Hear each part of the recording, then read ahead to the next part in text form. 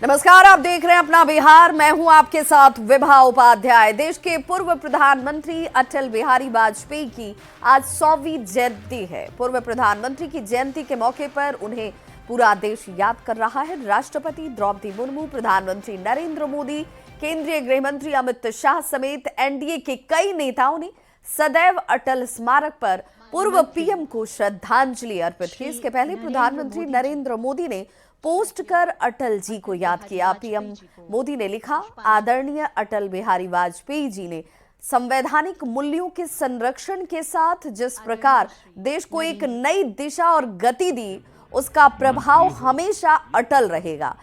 यह मेरा सौभाग्य रहा कि मुझे उनका भरपूर सानिध्य और आशीर्वाद मिला। उन्होंने अटल जी पर एक वीडियो भी सोशल साइट एक्स पर शेयर किया। कार्य करने का सौभाग्य मिला। अनेक स्मृतियां आंखों के सामने उभर करके आती हैं। अटल जी की जयंती के उपलक्ष्य में आज देश गुड गवर्नेंस डे, सुशासन दिवस के रूप में मना रहा है। गुड गवर्नेंस का मतलब होता है जब शासन के केंद्र में सत्ता भाव नहीं, सेवा भाव हो।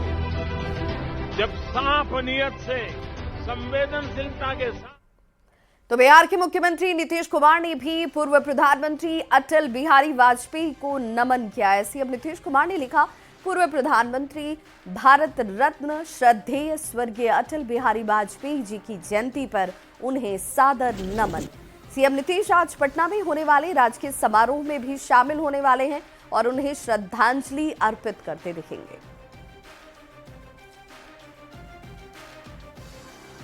देश के 5 राज्यों के राज्यपाल बदल दिए गए हैं, जिसमें बिहार, झारखंड के राज्यपाल भी शामिल हैं और बिहार के राज्यपाल राजेंद्र विश्वनाथ आर्लेकर को अब केरल भेजा गया है, जबकि केरल के राज्यपाल आरिफ मोहम्मद खान को बिहार की नई जिम्मेदारी अब दी गई है। आरिफ मोहम्मद खान यूपी के बुलंदशहर के रहने वाले हैं और पहली बार 1977 में 26 साल की उम्र में वो विधायक बने थे। उसके बाद कांग्रेस में शामिल होकर संसदीय राजनीति की उन्होंने शुरुआत की और जनता दल से होते हुए बीएसपी और फिर बीजेपी तक का राजनीतिक सफर उन्होंने पूरा किया। आरिफ मोहम्मद खान 2019 से केरल के राज्यपाल थे और वे मुस्लिम सुधार के एक बड़े हिमायती माने जाते हैं। अपनी बेबाक बयान के लिए अक्सर आरिफ मोहम्मद खान सुर्खियों में रहते हैं।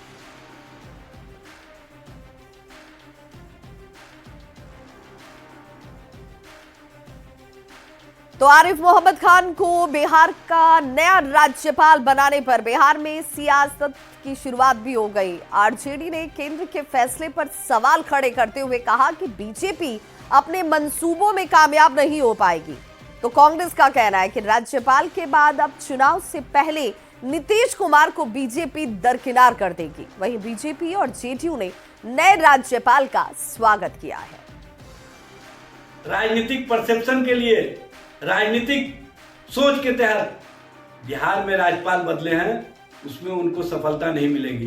बिहार की जनता भारतीय जनता पार्टी और डबल इंजन सरकार की नीतियों को अच्छी तरह समझ रही है। बिहार की जनता को पता है कि बिहार में किस तरह से नफरत फैलाने का काम किया जा रहा है। केरल के राज्यपाल आरिफ मोहम्मद खान को बिहार का राज्यपाल नियुक्त किया जाना विपक्षी दलों को केंद्र पर माइनॉरिटी विरोधी होने के आरोप पर नींबू निचोड़ने से कम नहीं फील हो रहा होगा। सर्वधर्म समभाव का अनुसरण करते हुए केंद्र सरकार का यह निर्णय स्वागत योग्य कदम है। आरिफ साहब का बिहार में स्वागत है, अभिनंदन है। आरिफ मोहम्मद खान साहब बिहार के महामहिम राज्यपाल बने हैं, उनका बिहार के धरती पे स्वागत है। लेकिन एक आश्चर्य है कि नरेंद्र मोदी, अमित शाह और आरएसएस जैसे हार्डकोर व्यक्ति एक आरएसएस कैडर को हटा के एक अल्पसंख्यक को बिहार में राज्यपाल क्यों बनाते हैं? मुझे लगता है, और मैं पहले से भी कह रहा था, एक वक्त आएगा कि चुनाव से पहले नीतीश कुमार को भारतीय जनता पार्टी दरकिनार करेगा। मोहम्मद आरिफ खान साहब बिहार के नए गवर्नर मनोनीत हुए हैं। हमारे जदयू परिवार के तरफ से महामहिम जी को बिहार में हार्दिक स्वागत एवं अभिनंदन है। मुझे पूर्ण विश्वास है कि उनके मार्गदर्शन में बिहार और ऊंचाइयों तक जाएगा। नेता प्रतिपक्ष तेजस्वी यादव ने बड़ा बयान दिया है। तेजस्वी यादव ने कहा कि नीतीश कुमार को पूरी तरह से बीजेपी चला रही है। नीतीश कुमार बीजेपी के कब्जे में है। सीएमओ का नियंत्रण बीजेपी नेताओं के पास है। नीतीश के जो 4 नेता हैं, 2 दिल्ली में हैं और 2 बिहार में, वो बीजेपी के संपर्क में है और पूरा कंट्रोल अमित शाह के पास है। अब यहाँ सीएम जो है पूरी तरीके से भाजपा जो है उन चला रही है। यहाँ का जो सीएमओ है वो उसका कंट्रोल जो है भाजपा के नेताओं के पास है। और जो इनके कुछ 4 जो नेता हैं, 2 दिल्ली में चले गए हैं, 2 यहाँ हैं, वो भाजपा के संपर्क में हैं। तो पूरी तरीके से कंट्रोल जो है अब अमित शाह जो है कर रहे हैं। तो तेजस्वी यादव के आरोपों पर जेडीयू के मुख्य प्रवक्ता नीरज कुमार ने कड़ी प्रतिक्रिया दी है। उन्होंने लालू और राबड़ी शासनकाल का कच्चा चिट्ठा खोल दिया। नीरज कुमार ने तेजस्वी को आईना दिखाया। पॉलिटिक्स उनके माता पिता के शासनकाल में देखिए कैसे ये हुआ करता था, जब वित्त विभाग उनके मामा चलाते थे, गृह विभाग शहाबुद्दीन के हाथ में होता था। ये तेजस्वी यादव जी राजनैतिक रूप से कौन किसको हैक करता है, इसके तो आपके मां पिता का शासनकाल साक्षात उदाहरण है। वित्त विभाग कौन चलाता था? अघोषित रूप से आपके मामा मान्यवर साधु यादव जी, मान्यवर सुभाष यादव जी। फर्नीचर तक सुरक्षित नहीं रहता था। आपकी पार्टी है और माननीय नीतीश कुमार जी का शासन का इकबाल ऐसा है कि हम जब पॉलिटिकल सिजेरियन इंजेक्शन देते हैं ना, वो दर्द असहाय करता है और पीड़ा भी असहाय निकलती है। तो इधर तेजस्वी के बयान पर बीजेपी और जेडीयू के दूसरे नेताओं ने भी पलटवार किया। बीजेपी और जेडीयू ने राबड़ी देवी के शासनकाल की याद दिलाई और राबड़ी देवी को दस्तखती मुख्यमंत्री बताया। बीजेपी और जेडीयू ने कहा कि नीतीश मजबूत सीएम है और अपना निर्णय खुद लेते हैं। मैट्रिक की परीक्षा के डर से स्कूल छोड़कर भागा एक बच्चा नेता प्रतिपक्ष हो गया। वो उप मुख्यमंत्री भी हो गया 2-2 बार और वो गंभीर राजनीतिक मुद्दों पर ओछी टिप्पणियां भी करता रहता है। भाई, मुख्यमंत्री का पद इतना हल्का नहीं है और नीतीश कुमार जी इतने कमजोर नेता नहीं है कि उनकी डोर कहीं और होगी। वो तेजस्वी जी आपकी माता जी थी, जिनकी डोर जेल में बंद घोटाले के आरोपी लालू प्रसाद के हाथ में थी। श्रीमती राबड़ी देवी जी के मुख्यमंत्रित्व काल में सीएमओ को 4 आदमी संचालित करता था। वह 4 आदमी मुख्य रूप से माननीय लालू प्रसाद जी, माननीय रंजन प्रसाद यादव जी, माननीय जगदानंद सिंह जी और वरिष्ठ आईएएस अधिकारी मुकुंद प्रसाद जी, ये 4 आदमी सीएमओ को संचालित करते थे और श्रीमती राबड़ी देवी दस्तखती मुख्यमंत्री के रूप में पदस्थापित थे। यह कौन नहीं जानता है। पटना में आरजेडी कार्यालय के बाहर एक पोस्टर लगा है जिसमें तेजस्वी के आगामी चुनाव में वादे को लिखा गया है, लेकिन इस पोस्टर में सिर्फ और सिर्फ तेजस्वी यादव की तस्वीर लगी है। पार्टी के किसी बड़े नेता या खुद लालू प्रसाद की भी तस्वीर इस पोस्टर से गायब है, जिस पर अब सियासत शुरू हो चुकी है। और इस खबर पर ज्यादा जानकारी दे रहे हैं न्यूज़ 18 संवाददाता रवि एस नारायण। कार्यालय की जो तस्वीर है वो बदली सी है और यहाँ पे तेजस्वी यादव के बड़े बड़े तस्वीरों के साथ नए पोस्टर लगाए गए हैं और जो तमाम वादे तेजस्वी यादव कर रहे हैं उन तमाम वादों को इन पोस्टरों पर जगह दी गई है। और एक आप देख सकते हैं तस्वीरों में कि आरजेडी कार्यालय है और वहाँ पे इससे पहले बड़ा पोस्टर लगा करता था, लेकिन अब जो पोस्टर लगा है वो चारों तरफ अगर देखेंगे तो तेजस्वी के ही चेहरे जो हैं यहाँ पे शामिल किया गया है और यहाँ पे लिखा गया है कि हर वादा पूरा करेंगे, हमारा वादा है। माई बहन माइन योजना में जो 2500 रुपये प्रति माह वृद्धा पेंशन और सामाजिक सुरक्षा पेंशन के रूप में भी जो देना है 400 से बढ़ाकर 1500 रुपया किया जाना है। महिलाओं को जो 2500 रुपये प्रति माह देना है वो बात का जो वादा किया गया, या फिर हर महीने बिजली की 200 यूनिट फ्री दी जाएगी, इन बातों को भी शामिल किया गया है। लेकिन आप जरा देखेंगे कि इन तस्वीरों जो लगाई गई हैं पोस्टर, इस पे बीजेपी सवाल खड़ा कर रही है। बीजेपी का कहना है कि यहाँ पे जो तस्वीर है वहाँ पे पहले लालू प्रसाद यादव और राबड़ी देवी की तस्वीर जरूर हुआ करती थी, इन तस्वीरों से लालू प्रसाद यादव का चेहरा गायब है, ये बीजेपी कह रही है। और उनका आरोप है कि तेजस्वी जो है वो पिता के चेहरे को ही जो है पोस्टरों से गायब कर रहे हैं। जबकि अब पिछले चुनाव में भी आपने देखा होगा कि ये तेजस्वी यादव जो है वो महागठबंधन के चेहरे हैं। मुख्यमंत्री का चेहरा अगर गठबंधन की बात करें तो तेजस्वी यादव हैं। और एक तरीके से कहें तो इन पोस्टरों के जरिए एक जो संदेश है, ब्रांड तेजस्वी बनाने की कोशिश है। और तेजस्वी यादव ने जो 17 महीनों में काम किया या जो वादे किए हैं, उन वादों को तेजस्वी के चेहरे के साथ शामिल किया जा रहा है। और ये भी संदेश देने की कोशिश है कि आने वाले 2025 के विधानसभा चुनाव में महागठबंधन का जो चेहरा होगा वो तेजस्वी ही होंगे। कैमरा पर्सन अजय दुबे के साथ Ravi S Narayan, news 18 Patna. JDU के ऑफिशियल हैंडल से सोशल मीडिया साइट एक्स पर 2-3 दिनों से लगातार कुछ तस्वीरें जो हैं वो पोस्ट की जा रही हैं, जिसकी चर्चा बिहार के राजनीतिक गलियारे में इन दिनों खूब हो रही है। 24 दिसंबर को पोस्ट की गई तस्वीर ने साफ कर दिया कि एनडीए में कहीं कोई कंफ्यूजन नहीं है।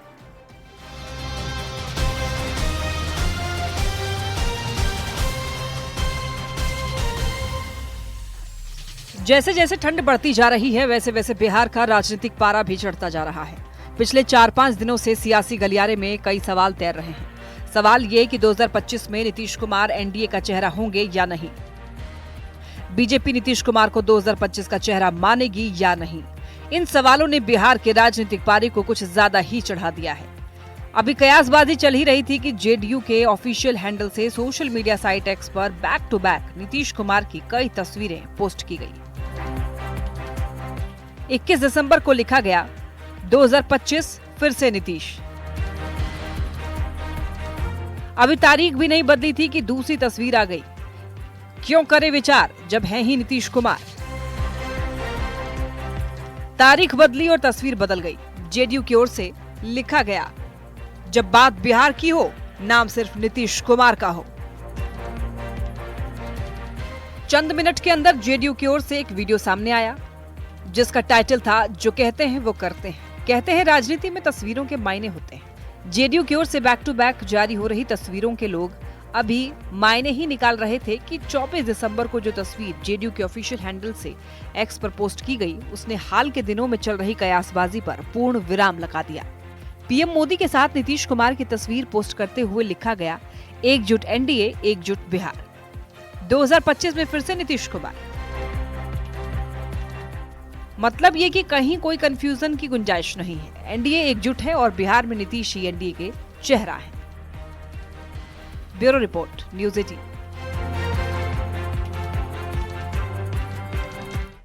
और बगहा से इस वक्त बड़ी खबर आ रही है, जहां तेंदुए का रेस्क्यू किया गया है। वन विभाग ने इस तेंदुए का रेस्क्यू किया है। 10 दिन से रेस्क्यू ऑपरेशन चलाया जा रहा था। 6 लोगों पर ये तेंदुआ अब तक हमला कर चुका था। हमले के बाद दियारा में ये तेंदुआ छिपा हुआ था और रेस्क्यू ऑपरेशन जो है वो लगातार 10 दिनों से चलाए जा रहे थे। नुनिया टोली गांव के पास से तेंदुए का रेस्क्यू हुआ।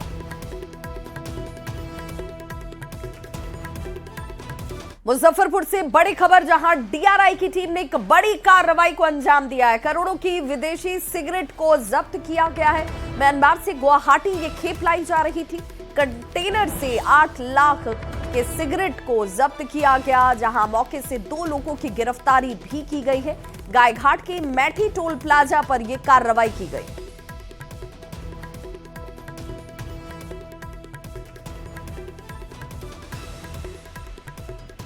अगले 2 दिनों में बिहार के अधिकतर जिलों के मौसम का मिजाज बदल सकता है। जी हां, मौसम विभाग की जानकारी के मुताबिक बिहार के 23 जिलों में बारिश का अलर्ट जारी किया गया है, जिसमें 27 दिसंबर से बारिश होने की संभावना है और इसके बाद तापमान में गिरावट आ सकती है। कड़ाके की ठंड पड़ सकती है।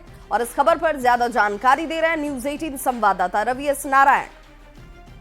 तमाम जिलों में ठंड का जो प्रकोप है वो धीरे धीरे बढ़ा है, लेकिन दिसंबर के अंतिम महीनों में या अंतिम सप्ताह में जिस तरीके की ठंड होनी चाहिए उतनी ठंड नहीं है। लेकिन आपको बता दें कि मौसम विभाग ने जो जानकारी दी है उसके मुताबिक अगले 2 दिनों में बिहार के अधिकतर जिलों का जो है वो मिजाज जो है वो पूरी तरह से बदल सकता है। माना गया है कि 23 जिलों में जो बारिश है वो हो सकती है। बारिश का अलर्ट जो है वो जारी किया गया है।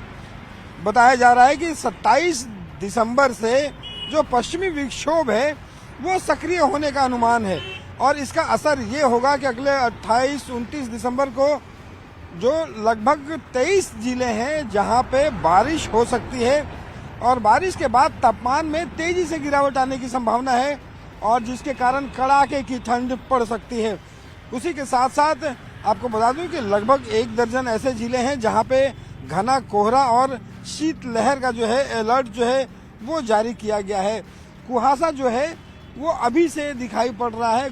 तो सुबह सुबह जो है राजधानी पटना सहित पूरे बिहार में कुहासा जो है वो दिखाई पड़ रहा है और लोगों से सावधानी के साथ गाड़ियों को चलाने की जो है हिदायत वो भी दी गई है।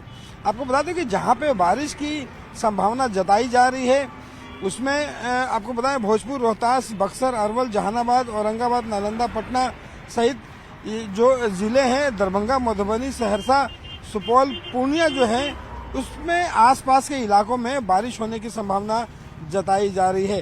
तो बताया जा रहा है कि जो अगले 2 दिनों में जो है वो बिहार के लगभग अधिकतर जिलों का जो है पूरा मिजाज जो है वो बदल सकता है और बारिश अगर होगी और तापमान गिरेगा तो ठंड जो है वो कड़ाके की बढ़ सकती है। कैमरा पर्सन अजय दुबे के साथ रवि एस नारायण, न्यूज़ 18 पटना। और आज क्रिसमस है और ऐसे में सभी जगहों पर चर्च में विशेष प्रार्थना सभा का दौर जारी है। बड़ी संख्या में श्रद्धालु चर्च पहुंचकर प्रार्थना करें और प्रभु यीशु मसीह को याद किया जा रहा है। पटना में भी कई जगहों पर चर्च में विशेष रूप से इसे सजाया संवारा गया। प्रभु यीशु को मां मरियम की गोद में रखा गया। पटना से इस खबर पर ज्यादा जानकारी देना है संवाददाता रवि एस नारायण। आज क्रिसमस का दिन है और चारों तरफ खुशियां और हर्षोल्लास है और रात 12 बजे से ही जब प्रभु यीशु का जन्म होता है उसके बाद से ही चर्चों में और तमाम जगहों पर जो है वो उत्साह देखा जा रहा है। और जो हम तस्वीरें दिखा रहे हैं वो पटना के गांधी मैदान स्थित जो कैथोलिक चर्च है वहां पे, जहां पे देर रात से ही जो तमाम श्रद्धालु हैं वो यहाँ पहुंच रहे हैं, कैंडल जला रहे हैं। यहाँ पे जो परिवार के जन हैं वो पहुंच करके एक दूसरे से गले भी मिल रहे हैं और एक ढंग से कहे कि ये एक मैसेज देने की भी कोशिश है कि यहाँ पे जो परिवार के लोग पहुंचे हैं, पूरी फैमिली के साथ आप लोग यहाँ पे आए हैं। यस। और हाँ। आज का दिन कितना खुशी का दिन है? बहुत खुशी का दिन है। आज जीसस का बर्थडे है, हमारा क्रिसमस है, सो बहुत खुशी का दिन है हम लोगों के लिए। कैसे सेलिब्रेट करेंगे? आज हम लोग पार्टी करेंगे और प्रेयर करेंगे। अभी तो चर्च आए हैं, अब घर जाके भी शाम में प्रेयर करेंगे, फिर डिनर होगा, लंच होगा। तो आज पूरे दिन फैमिली के साथ पार्टी चलेगी? हाँ जी हाँ, फैमिली एंड लव्ड वंस जी सबके साथ पार्टी चलेगी। तो ये देखिए बड़ा दिन है और यहाँ पे जिस ढंग से फैमिली के साथ तमाम लोग जुटे हैं, खुशियां मना रहे हैं और हर्षोल्लास के साथ क्रिसमस मनाया जा रहा है। पटना से रवि एस नारायण की रिपोर्ट। खबर जमुई से, जहां ट्रेन की एसी बोगी B4 में धुआं फैलने से यात्रियों में अफरा तफरी मच गई। मामला झाझा स्टेशन के पहले रक्सौल हावड़ा एक्सप्रेस का बताया जाता है, जहां जानकारी के मुताबिक एक बोगी के पहिए में ब्रेक बाइंडिंग से निकला धुआं एसी बोगी B4 में फैल गया। हालांकि बाद में रेल कर्मियों ने इसे ठीक कर दिया। बताया जा रहा है कि मंगलवार की रात लगभग 9 बजे ये घटना हुई। घटना की वजह से घंटों स्टेशन पर ही ट्रेन रुकी रही।